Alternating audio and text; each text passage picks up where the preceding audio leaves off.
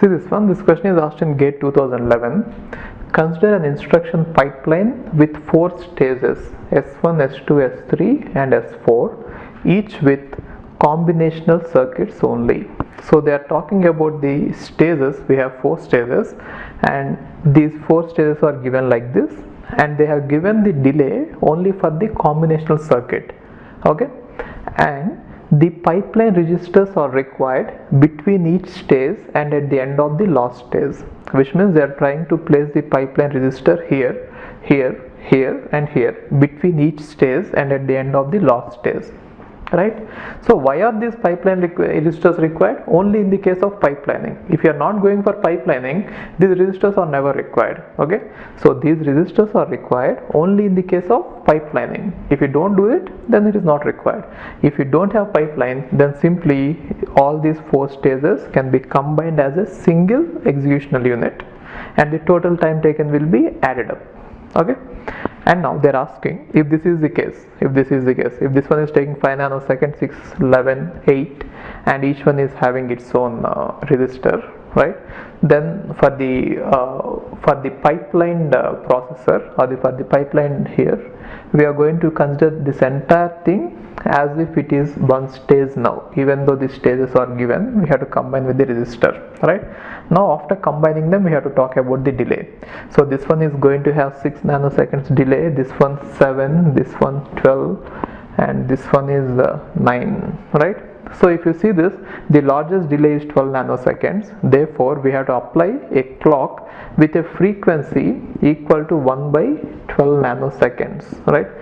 So 1 by 12 nanoseconds is nothing but it will turn out to be something. So 1 by 12 it is.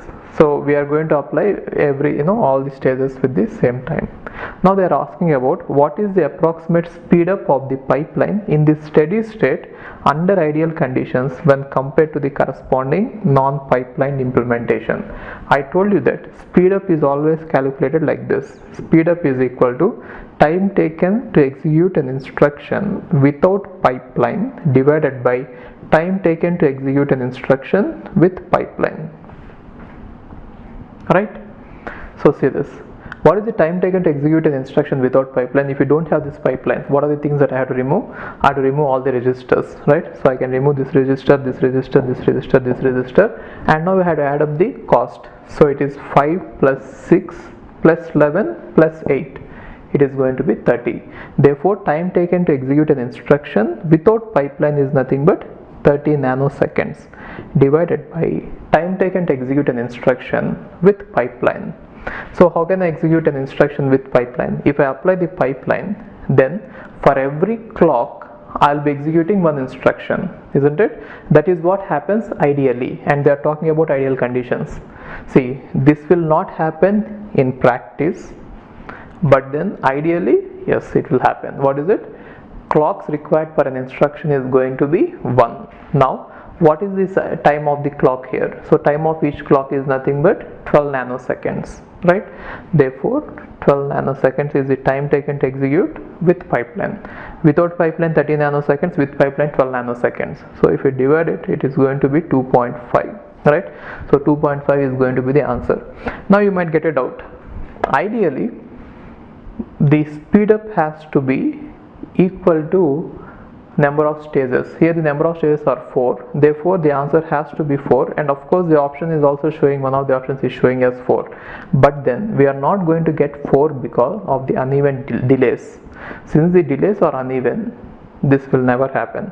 Maximum if the question is maximum we could get, the maximum we could get will be 4.